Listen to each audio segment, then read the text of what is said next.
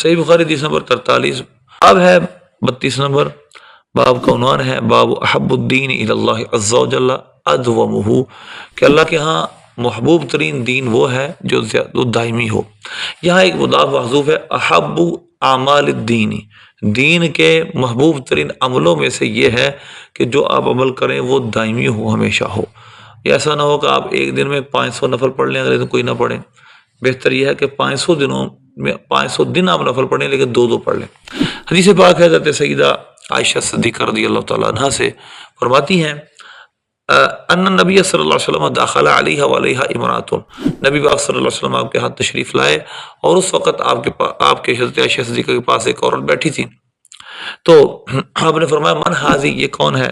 قالت فلانتن، یہ فلاں عورت ہے. تذکر من صلاتها، آپ اس کی نماز کا تذکرہ کرتے ہیں.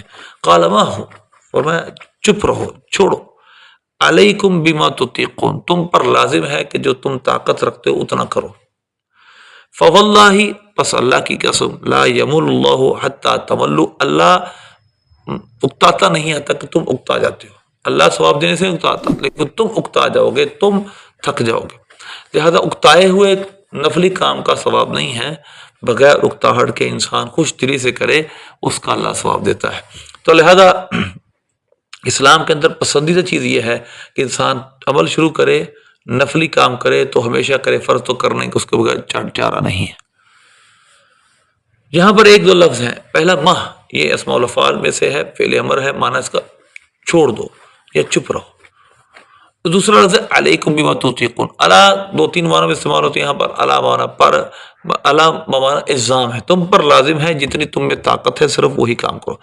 ملا یمل ملال، اس سے بنا ہے لا یملو حتی تملو، اس کا معنی ہوتا ہے ملال والا ہو جانا، اکتا جانا. اللہ ثواب دینے سے اکتاتا، تم اکتا جاؤ گے. تم جب اکتاؤ گے ظاہر ہے کہ اس اکتاہٹ کے ساتھ عمل کرو گے تو اللہ کی بارگاہ میں قبول نہیں ہوگا. اللہ سے عمل کی توفیق عطا فرمائے.